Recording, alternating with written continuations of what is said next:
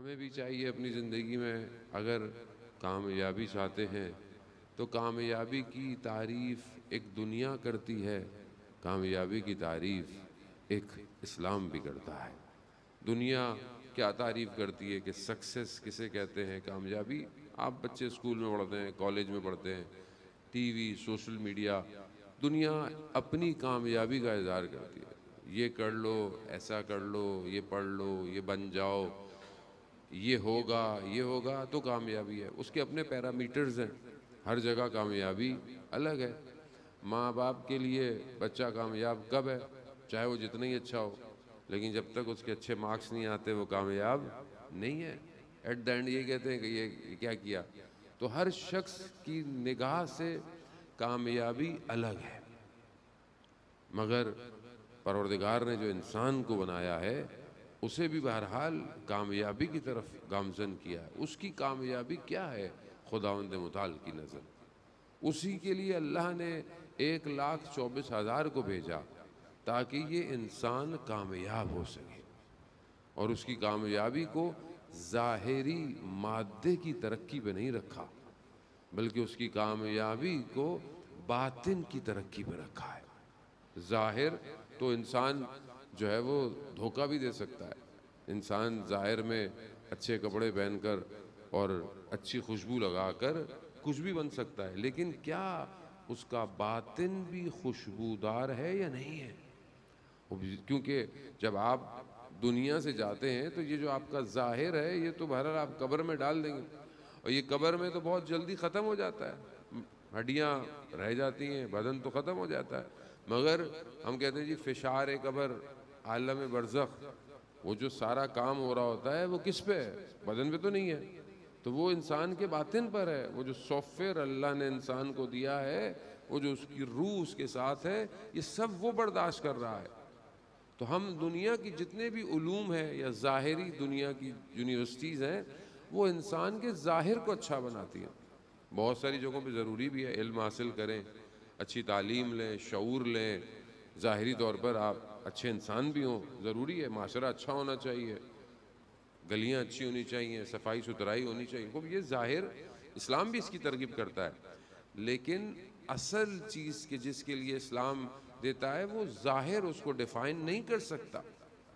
آپ X ray میں laboratory میں چلے جائیں، سی ٹی سکین کرا لیں، ایم آر آئی کرا لیں، آپ کی باریک سے باریک رگ میں کوئی فالٹ ہوگا، آپ کے بدن میں کوئی بیکٹیریا ہوگا، کوئی وائرس ہوگا، وہ آپ لیبارٹری سے ایکسٹریکٹ کر لیں گے، نکال لیں گے۔ دنیا کی آزمائش اس بیماری کو نکال لیتی ہے، لیکن باطن کی بیماریوں کو دنیا کی کوئی ایکس رے نہیں نکال سکتی۔ انسان میں بغض کتنا ہے، انسان میں کینہ کتنا ہے، انسان میں منافقت کتنی پائی جاتی ہے، حسد کتنا ہے، کوئی نہیں بتا سکتا سوائے ان اولیاء خدا کے۔ اللہ نے اسی لیے اپنے ہادیوں کو جو بھیجا، ان کا کام کیا تھا کہ ان کو جو ہے وہ کامیابی کی طرف لے کے جائے، اور کیسے؟ ان کا تزکیہ کرے۔ سورہ جمعہ میں ہم پڑھتے ہیں کہ پروردگار نے جو انبیاء کو بھیجا ان کا کام تھا قرآن کی آیات کی تلاوت کریں، حکمت کی تعلیم دیں، اور یزکیہم، ان کا تزکیہ کریں، انہیں پاک کریں۔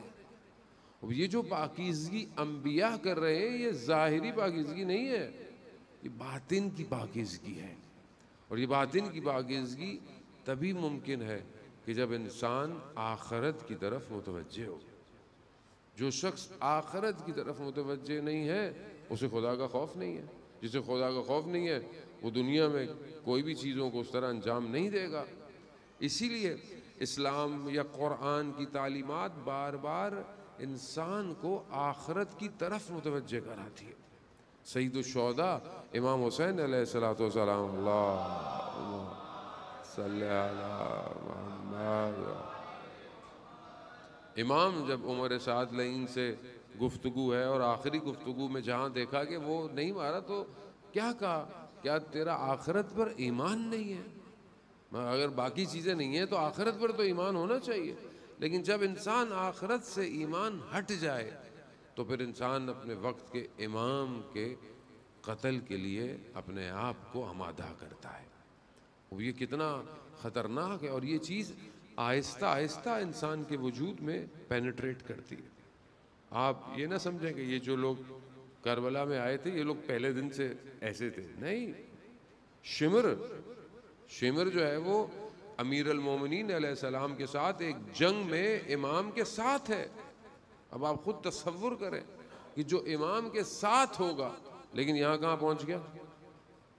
اور اسی طرح صدر اسلام میں کتنے لوگ، اور یہ جو کوفہ سے لوگ آئے تھے یہ شام سے تھوڑی آئے تھے، لوگ کوفہ سے آئے تھے. شام سے تو حکم آیا تھے تو لوگ کوفہ والے تو امام کا انتظار کر رہے تھے. لیکن کیا ہوا ایسا؟ یہ چیزیں آہستہ آہستہ انسان کو برباد کرتی ہیں. انسان اپنی جب نفس کی خواہشات پر پیروی کرنے لگتا ہے پھر اسے پتہ نہیں چلتا کہ کب وہ حیوانیت میں تبدیل ہو جاتی ہے. اس لیے کہتے ہیں کہ انسان کو اپنے نفس پر کنٹرول کرنا چاہیے. اللہ تعالیٰ نے جو تعلیمات اسلام کے ذریعے سے ہمیں کیا، روزہ کیوں کہا ہے؟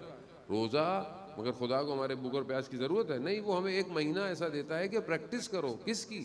حلال سے بھی اپنے آپ کو روکو. حلال سے روکتا ہے نا رمضان میں. خوب یہ پریکٹس کیوں دیتا ہے؟ تاکہ انسان کا نفس مضبوط ہو سکے. آج کی دنیا جسے کہتی ہے کہ انسان کی ول پاور اسٹرانگ ہونی چاہیے، یہ ول پاور کس چیز کے لیے ہے؟ یہ ارادہ انسان کا کس چیز کے لیے؟ صرف ظاہری چیزوں کے لیے نہیں. آج کا جوان جس مشکلات سے گزر رہا ہے، اگر اسے خوف خدا نہ ہو، آخرت کا خوف نہ ہو، تو کیا تنہائی میں وہ اپنے آپ کو گناہ سے روک سکتا ہے؟ نہیں روک سکتا. کون دیکھ رہا ہے؟ کوئی بھی نہیں دیکھ رہا. پیسے خرچ ہو رہے ہیں؟ وہ بھی نہیں ہو رہے. اب تو برائی آسان ہو گئی اور سستی ہو گئی ہے.